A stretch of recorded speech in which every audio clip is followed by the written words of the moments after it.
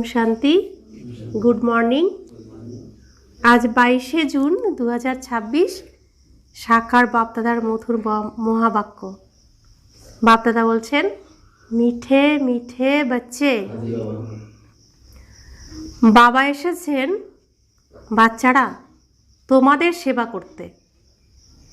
তোমরাও বাবা সম হয়ে সকলের সেবা করো। তো বাবা যেমন সন্তানও তেমন হবে। বাবা যেমন সকলের সেবা করছে আমাদেরও সকলের সেবা করতে হবে। আজকের মূল্যের প্রশ্ন, ব্রহ্মা বাবা এমন কোন চিন্তন চলে যার জন্য শিব বাবা বলেন ওয়েট অ্যান্ড সি, চিন্তা করো না, অপেক্ষা করো আর দেখো, চিন্তা করো না। ব্রহ্মা বাবা এমন কি চিন্তন করতেন? উত্তর, বাবার চিন্তন চলে সময় খুবই কমে যেতে থাকছে, বাচ্চাদের অবিনাশী জ্ঞানরত্ন নিতে বাবার কাছে আসতেই হবে। এত সংখ্যক বাচ্চা কোথায় এসে থাকবে, কত বাড়ি তৈরি করতে হবে। শিব বাবা বলেন ওয়েট অ্যান্ড সি। পূর্বকল্পে যেমন এসে থাকতো সেরকমই থাকবে। তোমরা চিন্তা করো না, তোমরা পড়াশোনা করতে থাকো, মন মনা ভব। তোমাদের কর্মাতীত হওয়ার পুরুষার্থ করতে হবে। আজকের মুরলির প্রথমে গীত বেজেছে, তোমায় পেয়েছি যে সারা জগৎ, জগতই বা বলি কেন, করতলে যে আকাশ, তুমে পাকে আমনে যাহা পালিয়া, যাহা তো যাহা ক্যা জমি আসমা পালিয়া। ওম শান্তি। বাবাও বলেন বাচ্চারা ওম শান্তি। আর কি বলবেন? বাচ্চাদের বলেন ওম শান্তি ততোত্তম। অর্থাৎ আমাদের বাবা তিনিও শান্তস্বরূপ আত্মা, আমরা তার সন্তান শান্তস্বরূপ আত্মা।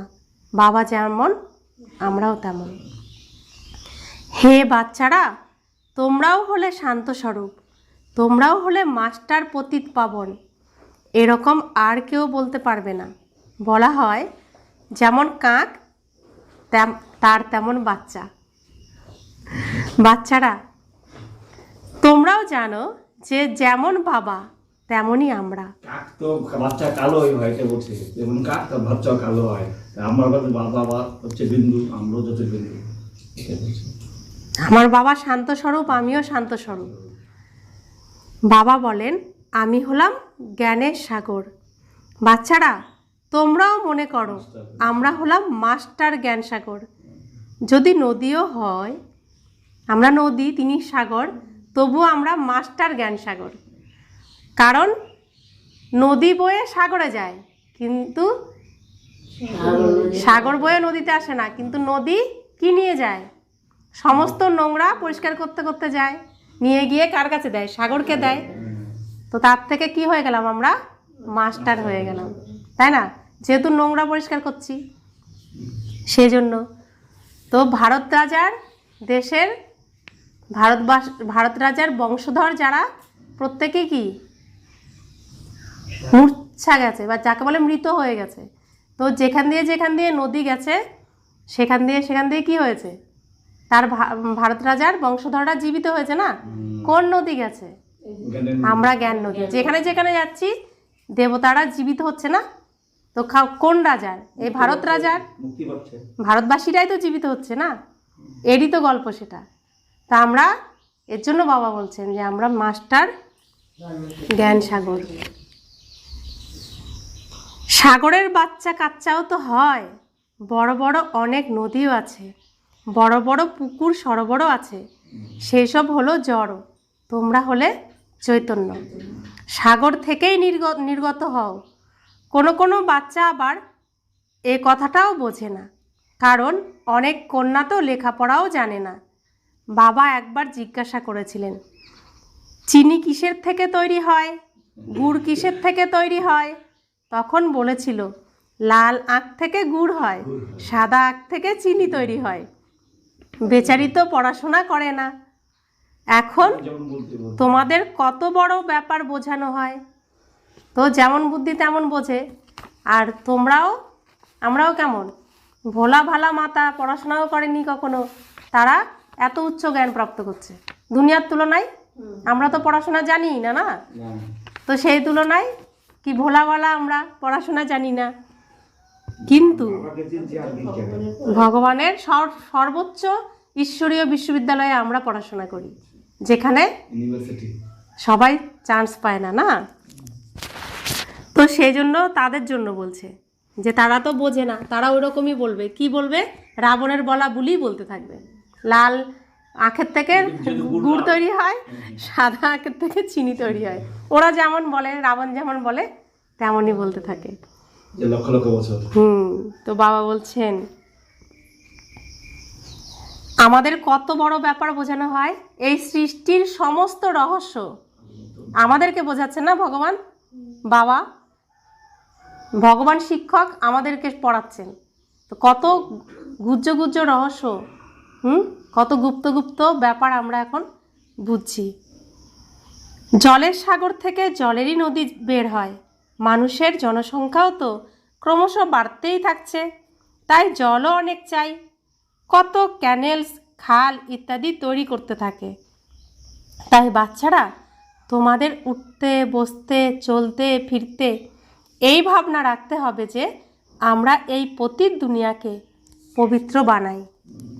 তা আমাদের জীবনের এখন কি উদ্দেশ্য? এটাই উদ্দেশ্য। গানেও বলা হয়, বাবা আমরা আপনার থেকে বিশ্বের বাদশাহীর উত্তরাধিকার গ্রহণ করি। এ আমাদের থেকে কেউ কেড়ে নিতে পারবে না। 21 জন্ম এই রাজত্ব স্থির থাকবে। অসীম জগতের পিতা এসে অসীম জগতের রাজ্যভাগ্য প্রদান করেন, রাজ্যভাগ্য চালানোর যোগ্য করে তোলেন, পবিত্র করেন। ডাকেও, হে পতিত পাবন এসো। এরকম কোনো কৃষ্ণকে ডাকে না, নিরাকার ভগবানকে ডাকে। যখন আমাদের দেওয়ালে পিঠ থেকে যায়, যখন কোনো আত্মীয় স্বজন বন্ধু বান্ধব টাকা পয়সা কাজে আসে না, তখন কি বলি? হে ঈশ্বর, তুমি ছাড়া আমার আর কেউ নেই, তুমি ছাড়া আমার কোনো গতি নেই, এখন সব কিছু তোমার হাতে। তখন কি হয়? সামান্য কোনো কিছুই পরিশ্রম না করে কি হয়ে যায়?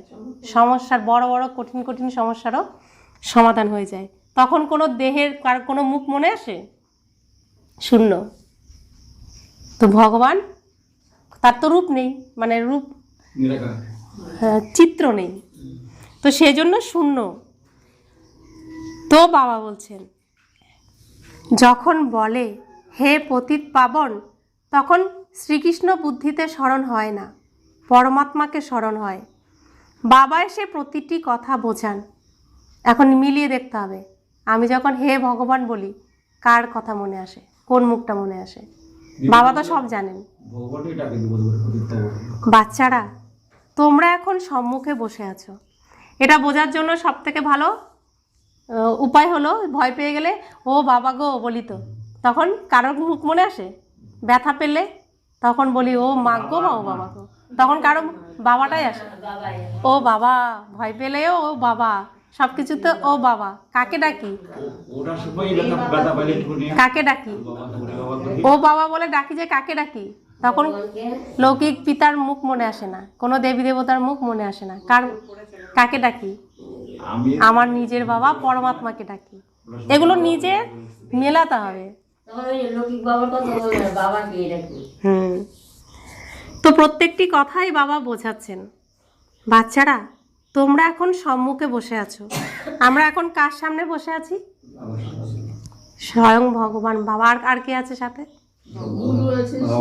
শ্রীকৃষ্ণ না, ব্রহ্মা বাবা আছেন আর শিব বাবা, দুজনেই আছেন। ইনি কোনো সাধু সন্ত নন। কার কথা বলছে? ব্রহ্মা বাবার কথা বলছে। তোমরা জানো নিরাকার শিব বাবা এই ব্রহ্মা তনে প্রবেশ করে আমাদের পড়ান। তো এই ব্রহ্মা তার কি স্ত্রীও হয়ে যায়। তো সম্পূর্ণ এই জগতের নাম কি? ব্রহ্মাণ্ড। তো কাকে সম্মান দিচ্ছে? স্ত্রীকে সম্মান দিচ্ছে। শিবাণ্ড বলছে না, শিবের নামে হওয়া উচিত, কারণ তিনি মালিক। কার নামে হচ্ছে? স্ত্রীর নামে হচ্ছে ব্রহ্মাণ্ড। এই ব্রহ্মাণ্ডের মালিক হচ্ছেন কে? কিন্তু ব্রহ্মা ব্রহ্মা বাবাকে বানিয়েছে। ব্রহ্মার মালিক কে? শিব। শ্রীকৃষ্ণের মালিক কে তাহলে? শিব। একই না? দেখুন স্ত্রীকে এত সম্মান দিচ্ছে, স্ত্রীকেই সম্মান দিচ্ছে না, নিজের নামে আমাদের পরিচয় দিচ্ছে না। আমরা ব্রহ্মা কুমার ব্রহ্মা কুমারী। কাকে সম্মান দিচ্ছে? স্ত্রীকে। এই জগৎটা হচ্ছে ব্রহ্মাণ্ড, কাকে সম্মান দিচ্ছে? তুমি মালিক, মানে স্ত্রীকে মালিক বানাচ্ছে, তাই না? তো এটাই তো শেখাচ্ছে, সংসার রচনা করছে না বাবা। গায়নও আছে, পরমপিতা পরমাত্মা ব্রহ্মাতনের দ্বারা আদি সনাতন দেবী দেবতা ধর্মের স্থাপনা করেন। বিনাশ স্থাপনার পরেই হয়েছে।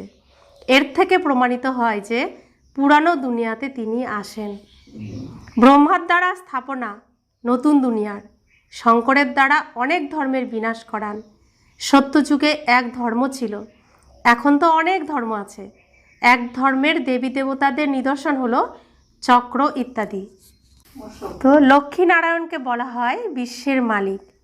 স্বর্গের মালিক যে, সেই হয়ে যায় বিশ্বের মালিক। বাচ্চারা, এই কথা এখন তোমাদের বুদ্ধিতে বসেছে। বাবা বলেন, বাচ্চারা মন মনা ভব। এই বাচ্চাদের ক্ষণে ক্ষণে সতর্কতা প্রাপ্ত হয়। কাদের ক্ষণে ক্ষণে সতর্ক কাদের করেন? আমাদেরকে করেন। বাবাকে আর উত্তরাধিকারকে স্মরণ করো। কি সতর্ক করেন? এই দুনিয়ার কোনো কিছুর দিকে তাকিও না, আকর্ষণে যেও না। কাকে স্মরণ করো? বাবাকে। আর কাকে? সত্যযুগকে, যে বৈকুণ্ঠে আমরা যেতে চলেছি, তাকেই স্মরণ করো। এটা ভুলো না। অন্য পয়েন্টস ভুলে গেলেও এটা কিন্তু মুখ্য। একমাত্র বাবা হলেন পতিত পাবন। এই যুক্তি বলেন পবিত্র হওয়ার। বাবা বলেন, তোমরা শতপ্রধান ছিলে, এখন তমপ্রধান পতিত হয়ে গিয়েছ। 84 জন্ম সম্পূর্ণরূপে গ্রহণ করেছ, এখন তোমাদের আবার শতপ্রধান হতে হবে। বাবা কেন বারবার বলেন তোমরা 84 জন্ম গ্রহণ করেছ? কি কারণে বলেন? বাবা আরেকবার বলেন যে শ্রীকৃষ্ণ সম্পূর্ণ 84 জন্ম গ্রহণ করেছে, আবার আমাদেরও বলেন। কেন বলেন এই কথাটা? যারা প্রথম সিনে আসবে 9,16,108 জন শ্রীকৃষ্ণের সাথে, তো তারা প্রত্যেকেই 84 জন্ম গ্রহণ করেছে। বাবা মুরলি এখন তাদের জন্যই চালাচ্ছেন, সেই জন্য বারবার বলছেন তোমরা 84 জন্ম গ্রহণ করেছ। অর্থাৎ প্রত্যেকেই কি শ্রীকৃষ্ণ। কালকে কি বলেছেন? যেমন রাম, তোর যেমন রাম, কালকের মুরলিতে কি ছিল? তো রামের দেশের প্রত্যেকেই রামই, তো রাম একই সমান। কি কি থাকবে গুণ সবার মধ্যে? 16 কলা সম্পূর্ণ, সর্বগুণ সম্পন্ন, তারপরে সম্পূর্ণ নির্বিকারী, মর্যাদা পুরুষোত্তম, অহিংসা পরম ধর্ম। সেখানে যেমন রাজা, প্রজাও তেমন, দাসদাসীও তেমন, সমান সমান। তো প্রত্যেকেই শ্রীকৃষ্ণ, একজন শ্রীকৃষ্ণ নয়, প্রত্যেককেই শ্রীকৃষ্ণ হতে হবে। এর জন্য বারবার বলেন 84 জন্ম তোমরা সম্পূর্ণরূপে গ্রহণ করেছ, এখন তোমাদের আবার শতপ্রধান হতে হবে। শতপ্রধান হলে তবেই তোমরা পবিত্র দুনিয়াতে যেতে পারবে। তাহলে বৈকুণ্ঠে যাওয়ার উপায় কি? এটাই উপায়, আর কোনো উপায় নেই। নিরাকারী দুনিয়াও হলো পবিত্র, সাকারী দুনিয়াও হলো পবিত্র। অপবিত্র পতিত দুনিয়া হলো কোনটা? এইটা, কলিযুগ। আত্মাও তমপ্রধান, তো শরীরও হলো তমপ্রধান। এ তো হলো সৃষ্টিরূপী নাটক। এর মধ্যে ব্রহ্মাণ্ড আর সৃষ্টির নাটকও এসে যায়। সৃষ্টিচক্র এখানে আবর্তিত হয়। সত্যযুগ ত্রেতা হলো এইখানে। এইটা কোনো সূক্ষ্ম বতন বা মূল বতনে হয় না, এইটা এইখানেই, এই পৃথিবীতেই হয়। একে মনুষ্য সৃষ্টি বলা হয়। সেটা হলো আত্মাদের নিরাকারী দুনিয়া। কোনটা? পরমধাম, শান্তিধাম। সেটা হলো ব্রহ্মা বিষ্ণু শঙ্করের আকারী দুনিয়া। কোনটা? সূক্ষ্মবতন। এই সাকারী সৃষ্টি হলো কত বড়। সত্যযুগের সৃষ্টি কত ছোট হয়, সেখানে হলোই এক ধর্ম। এছাড়া মানুষ যে বলে ওখানেও দৈন্য ইত্যাদি ছিল, এসব হলো মিথ্যা। সত্যযুগে গরিব কেউ হয় না। তোমরা বুঝতে পারো যে নতুন দুনিয়ার স্থাপনা, পুরানো দুনিয়ার বিনাশ গাওয়া হয়েছে। সকলের বিনাশ হবে আর সত্যযুগ হেভেনের স্থাপনা হবে। তোমরাও বাবার সাথে সেবা করছো, বাবাও এসে থাকেন বাচ্চাদের সেবা করতে। ইনি হলেন অসীম জগতের বাবা। তো আমরা যুদ্ধক্ষেত্রে, আমরা যুদ্ধ করছে কারা? যুদ্ধ কারা করছে? আমরা করছি না। আমাদের মধ্যে যে অসুর রয়েছে, অসুর মানে বিকার, কাম, ক্রোধ, লোভ, মোহ, অহংকার, দুশ্চিন্তা, অনিদ্রা, রোগ, শোক, অভাব, অনটন, এসব ঋণ, এসব হলো কি? অসুর। আমাকে কষ্ট দেয়। এখন এই অসুরগুলোকে কি করছি? আমরা বিনাশ করছি। যুদ্ধ তো অসুরের সাথে হচ্ছে না, নিজের ভেতরে। তা আমরা যুদ্ধক্ষেত্রে রয়েছি। তো যুদ্ধে আমরা অনেক সময় আঘাত পাই, তখন কে সেবা করেন আমাদের? যুদ্ধে যখন আঘাত পাই সেবা কে করেন? আমাদের সহযোগিতা। মনে খুব দুঃখ পাচ্ছি, যুদ্ধ হেরে গেছি না, যুদ্ধে হেরে যাচ্ছি মানে মনের ও বিকারের জোর বেশি আর আমার ভালো গুণ কমে গেল, তো যুদ্ধে হেরে গেলাম, তখন সেবা কে করেন? তো বাবা করেন না। বাবা মনের ডাক্তার, আর তো কেউ নেই বাবা ছাড়া। তো তিনিই তো সেবা শুশ্রূষা করেন আমাদেরকে। আবার আবার বাবার কাছে আসি, বাবা আদর করে, সঞ্জীবনী বুটি খাওয়ায়, তা আমরা আবার শক্তি ফিরে পাই। তো তিনি আমাদের সেবা করছেন। বাবা বলছেন ইনি হলেন অসীম জগতের বাবা। দেখেন যে আমার বাচ্চারা খুবই দুঃখী, তখন অবশ্যই করুণা হয়। তিনি হলেনই করুণাময় পিতা। এখন তো সমগ্র দুনিয়াতে হলো অশান্তি। এক বাবা ব্যতীত আর কেউ শান্তি দিতে পারবে না। হঠযোগীও অসংখ্য আছে। আত্মার বিষয়ে বলে দেয় আত্মা হলো নির্লিপ্ত, মানুষকে উল্টো কথা শুনিয়ে থাকে। বাস্তবে আত্মার শুদ্ধিকরণ দরকার। আত্মাতেই খাদ পড়েছে, এটা কারোরই জানা নেই। এদিকে বলেও এ হলো পাপ আত্মা, অনেক পাপ করে। ইনি হলেন মহাত্মা, পূর্ণ আত্মা। সন্ন্যাসীদের জন্য বলবে পবিত্র আত্মা, কারণ সন্ন্যাস করেছে। এখন বাবা বোঝান আত্মাকে পবিত্র করতে পারেন একমাত্র পরমাত্মা পিতা। তিনি ছাড়া আর কেউ হতে পারে না। এখন স্যাপলিং লাগছে। কি লাগছে? স্যাপলিং মানে কলম লাগাচ্ছে। কাঁটার জঙ্গল থেকে তুলে এনে ফুলের গাছের সাথে কলম লাগাচ্ছে। ধীরে ধীরে বৃদ্ধি হতে থাকবে। এখানে তো ছোট ছোট মঠ, পথ, ধর্ম, সম্প্রদায় ইত্যাদি শাখা প্রশাখা আছে। এতে কি আর কোনো পরিশ্রম লাগে? সেখানে অনেক ধরনের মন্ত্র দেয়। তোমাদের এটাও হলো বশীকরণ মন্ত্র, যার দ্বারা তোমরা 5 বিকারের উপর বিজয় প্রাপ্ত করো। রাম রাম মন্ত্র জপ করে, এতে তো লাভ কিছু নেই। এখানে তো বাবা বলেন আমাকে স্মরণ করলে তোমাদের পাপ বিনাশ হয়ে যাবে, তোমরা পবিত্র আত্মা হয়ে যাবে। স্মরণকেই যোগ বলা হয়। ভারতের প্রাচীন যোগ খুবই সুখ্যাত। এই যোগের দ্বারা তোমরা বিশ্বের উপর বিজয় প্রাপ্ত করো। ভারতের রাজযোগের খুবই নাম, কিন্তু সেই রাজযোগ বাবা ব্যতীত আর কেউ শেখাতে পারে না। তোমরা হলে ব্রহ্মা কুমার, ব্রহ্মা কুমারী। বিকে তো এখানেই হবে, তাই না? তো আমরা কার কুমার, কার কুমারী? ব্রহ্মকুমার, ব্রহ্মকুমারী, ব্রহ্মবাবা সন্তান। আমরা হচ্ছি ব্রহ্মাণ্ডের মালিকের কুমার কুমারী। ব্রহ্মাণ্ডের মালিককে শিব বাবা, শিব বাবার স্ত্রীকে ব্রহ্মা, ব্রহ্মার মালিককে শিব বাবা।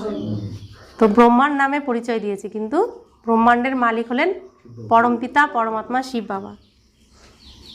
তো আমরা এর জন্য ব্রহ্মা কুমার, ব্রহ্মা কুমারী। প্রজাপিতা ব্রহ্মার বাচ্চারা তো অবশ্যই ব্রহ্মার সাথে থাকবে। ব্রাহ্মণ কুলও অবশ্যই দরকার। একে বলা হয় সর্বোত্তম, উচ্চ থেকেও উচ্চতম ব্রাহ্মণ কুল। তা আমরা সর্বোচ্চ স্থানে রয়েছি এখন, তাই না? স্টেজের সবার উপরে রয়েছে। এর জন্য কি হয়? সাধু সন্তরা কোথায় গিয়ে তপস্যা করে? শিব মন্দির কোথায়? সবার উপরে। যেহেতু সবার উপরে থাকেন, আর সাধু সন্ন্যাসী অর্থাৎ যারা পবিত্র, তারাও ওপরে থাকে, সেজন্য তারাও ওপরে থাকে। তো অরিজিনালি ওপরে কারা আছে? আমরা, তাই না? তো আমাদেরই এই জীবনের স্মরণিক ওরা পালন করছে। ব্রাহ্মণকুল অবশ্যই দরকার, একে বলা হয় সর্বোচ্চ উচ্চ থেকেও উচ্চতম ব্রাহ্মণকুল।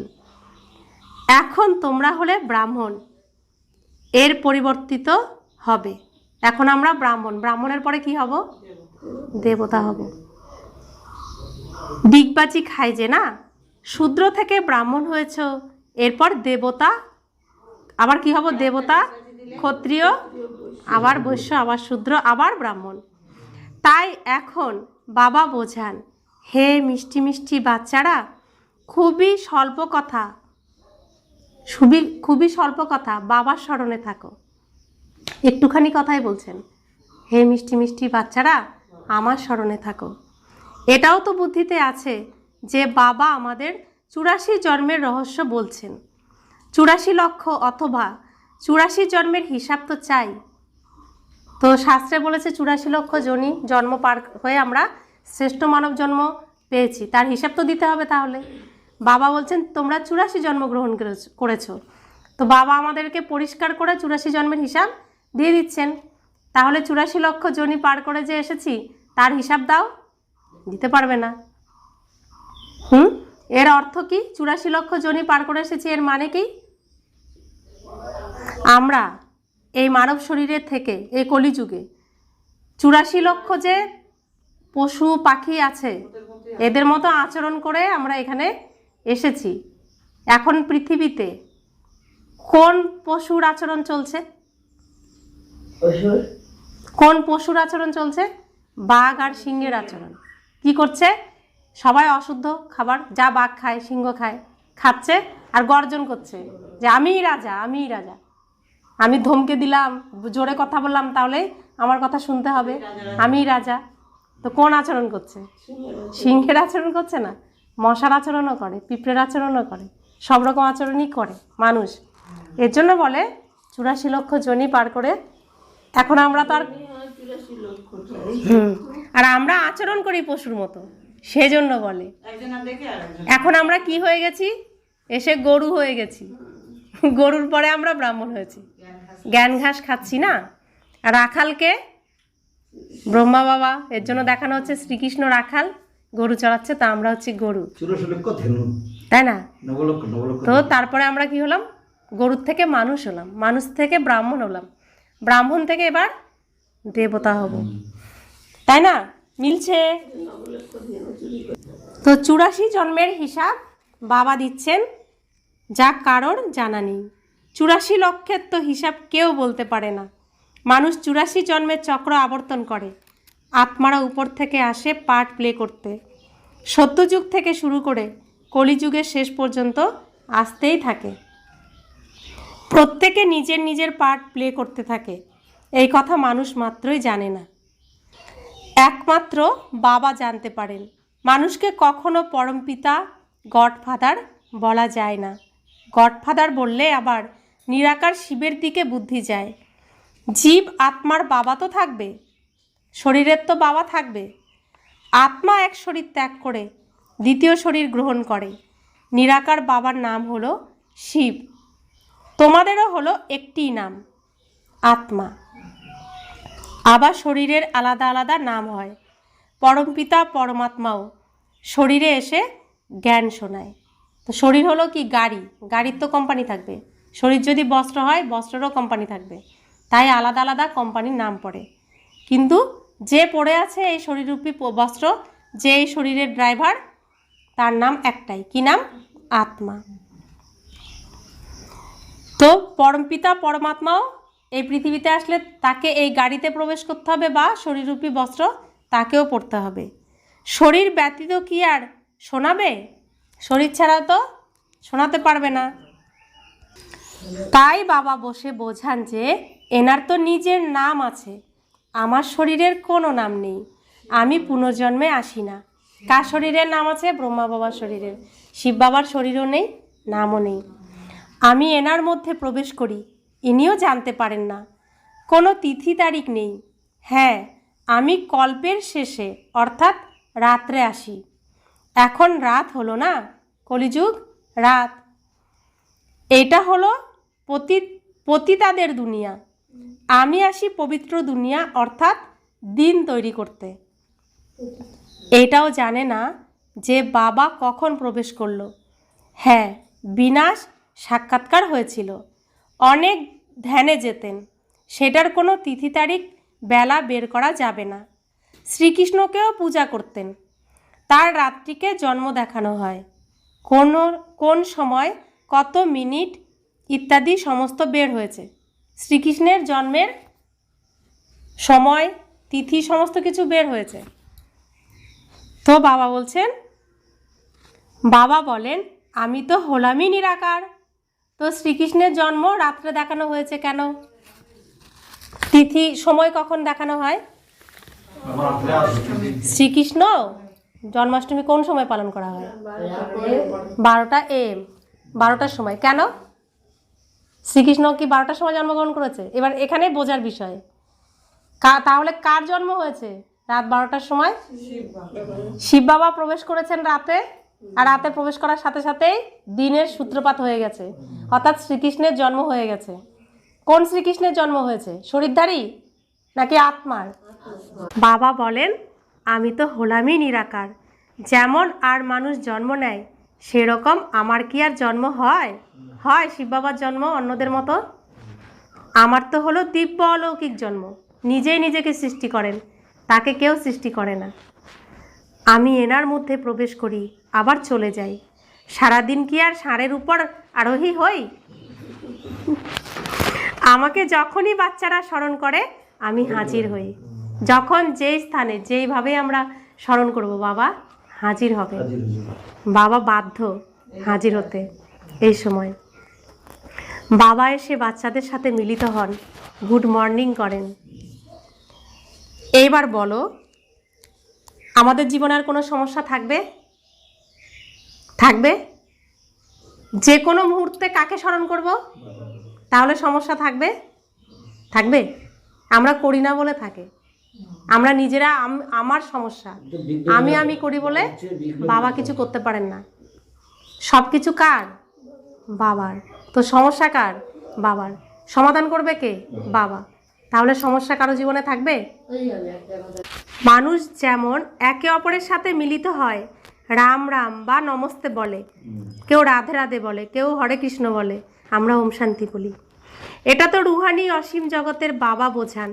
আমি তোমাদের, অর্থাৎ সমস্ত বাচ্চাদের বাবা আমি। তাই শিব বাবার সন্তান তোমরা সমস্ত আত্মারা হলে ভাই ভাই।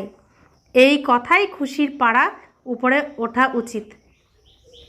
অসীম জগতের বাবা এসেছেন, আমাদের অসীম জগতের উত্তরাধিকার প্রদান করছেন। বাচ্চাদের দেখে বাবাও খুশি হন। প্রচুর বাচ্চা আছে। বাচ্চারা জানে যে আমাদের বাবা স্বর্গের মালিক করছেন, রাজত্ব দেন। প্রজাও বলবে আমাদের রাজ্য। ভারতবাসী যেমন বলে এটা হলো আমাদের ভারত দেশ। রাজা প্রজা দুই বলে আমাদের দেশ। বাচ্চারা তোমরা হলে নরকবাসী, আবার স্বর্গবাসী হবে। বাবাকে আর উত্তরাধিকারকে স্মরণ করতে হবে। আর কোনো কষ্ট বাবা দেন না। থাকতেও হবে গার্হস্থ্য জীবনে। এখানে এসে কি আর থাকতে হবে? সবাই এখানে পালিয়ে এলে এত সবাইকে বাবা কোথায় রাখতে পারবেন? এ তো প্রচুর সংখ্যক বাচ্চা, একইবার কি করে একসাথে হতে পারে? সব সেন্টারের বাচ্চারা একবারেই কি করে একসাথে মিলিত হতে পারে? কোথায় এসে দাঁড়াবে? বেশ কঠিন। দিনে দিনে ক্রমাগত বাচ্চারা বৃদ্ধি পেতে থাকছে। এরও কিছু যুক্তি রচনা করতে হবে। এইসব আশেপাশে লোকেদের বাড়ি নিতে হবে। বাড়িওয়ালাকে জিজ্ঞাসা করবে কত চাইছেন, সময় হলে তো নিতে হবে, তাই না? টাকা পয়সার বিষয়ে তো কোনো অসুবিধা নেই। সময় খুবই ক্ষীণ হয়ে আসছে। বাবা আর বাচ্চা দুজনেই হলে অবিনাশী ধনভাণ্ডার বাচ্চাদের তিনি প্রদান করেন। অনেক সংখ্যক বাচ্চাদের আসতে হবে। ব্রহ্মা বাবার চিন্তন চলে, এত সংখ্যক বাচ্চারা কোথায় এসে থাকবে? শিব বাবা বলেন তুমি চিন্তা কেন করো? Wait and see. তুমি পড়াশোনা করতে থাকো, মনা ভব। বাচ্চারা তোমাদের এই ভাবনা রাখতে হবে যে এখন আমাদের কর্মাতীত অবস্থাতে যেতে হবে, শতপ্রধান হতে হবে, স্মরণের দ্বারাই পবিত্র হবে। বাবা কথা তো খুব সহজ বলেন, খুবই সহজ, শুধুমাত্র বাবাকে স্মরণ করতে হবে। দেখো, গরুর বাছুরদের যখন মায়ের কথা মনে আসে তখন চিৎকার করে আওয়াজ করে, তাই না? সে তো হলো জানোয়ার। বাচ্চারা, তোমরাও তো ঘ্যান ঘ্যান করো, ক্রমশ অনেক অনেক চিৎকার বাড়বে, অনেক স্মরণ করবে। তো কি ঘ্যান ঘ্যান করে বাচ্চারা? বাবা বলছে তোমরাও তো ঘ্যান ঘ্যান করো। কি ঘ্যান ঘ্যান করে? এখন সবাই দুঃখী না, কোনো না কোনোভাবে দুঃখী, কষ্ট, সমস্যার মধ্যে আছে। তো হে ভগবান, কি এত দুঃখ, এসব তুমি মুক্ত করো। তো ঘ্যান ঘ্যান করে না বাচ্চারা? তো বলছে গরুর বাছুরও মায়ের কথা মনে পড়লে ডাকতে থাকে না? তো বলছে তোমরাও তো ডাকতে থাকো, আমাকে ঘ্যান ঘ্যান করতে থাকো। বাচ্চারা তো এখন জানো যে বাবা এসেছেন, বিনাশ তো হবেই, ন্যাচারাল ক্যালামিটিস আসে, সব নিজেদের মধ্যে লড়াই ঝগড়া করতে থাকে, কত খরচা করে বোমা তৈরি করে, অনেক পয়সা চলে যায়, খরচা তো হয়। এত খরচ কোথা থেকে যোগাবে? ভয়ও পায় মৃত্যুকে, তবুও বোমা তৈরি করা তো বন্ধ করে না। বোমার লড়াই চলবে, এখন তৈরিই করে এই রকম যেন বোম পড়ে আর মানুষ মরে যায়। জিনিস তৈরি করতে সময় লেগে যায়, তারপর তো মিনিট মোটর, নিমেষেই কাজ, মানে 1 সেকেন্ডেই শেষ। তাড়াতাড়ি তৈরি করে। বোমাও কখনো অল্প তৈরি হয় কি? বাচ্চারা, তোমরা জানো এই পুরানো সৃষ্টির বিনাশ হতে হবে, এখন অসীম জগতের পিতার থেকে উত্তরাধিকার গ্রহণ করতে হবে। বিনাশ হওয়ার আগেই গ্রহণ করতে হবে, বিনাশ হলে আর দিতে পারবেন না। গীতা হলো তোমাদের অর্থাৎ ভারতবাসীদের দেবী দেবতা ধর্মের শাস্ত্র। এছাড়া হলো ছোট ছোট ওসবের কোনো গায়ন বা প্রচার নেই। আরও যে অন্যান্য শাস্ত্র, এগুলো বাচ্চা। ব্রাহ্মণ ধর্ম হলো সবচেয়ে উঁচু। ব্রাহ্মণ ধর্মের কাজ হলো কথা শোনানো। তোমরা বলতে পারো আমরা ব্রহ্মা কুমারীরা হলাম ব্রহ্মার সন্তান, আমাদের পিতামহের থেকে উত্তরাধিকার প্রাপ্ত হচ্ছে। পিতামহকে শিব বাবা, আজকে আবার বাবা পিতামহ, দাদু, ঠাকুর দাদা। अच्छा, मीठे मीठे सिकिलते बच्चों प्रति माता पिता बाप दादा का याद प्यार और गुड मॉर्निंग।